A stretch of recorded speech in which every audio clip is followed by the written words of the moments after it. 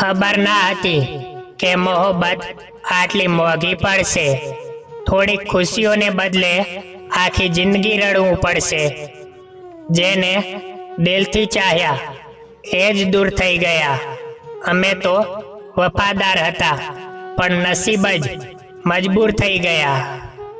હવે તો અંધારા સાથે પણ દોસ્તી થઈ ગઈ છે, કારણ કે અજવાળામાં તારો ચહેરો બહુ યાદ આવે છે।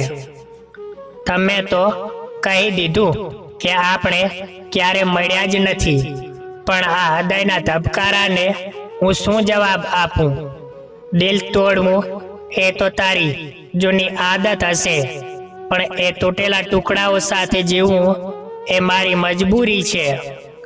કોઈના જવાથી જિંદગી અટકતી તો નથી, પણ જિંદગી જીવવાનો ઉત્સાહ જરૂર મરી જાય છે।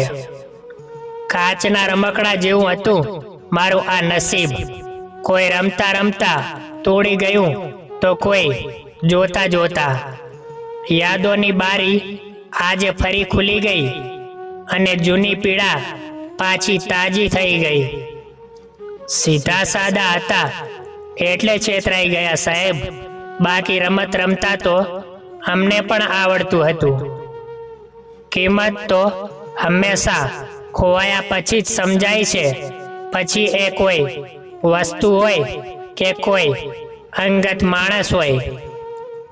તારી મૌન પાછળ છુપાયેલા તિરસ્કારને હું સમજી ના શક્યો। હું તો પાગલ હતો જે તારા સ્મિતને જ પ્રેમ સમજી બેઠો।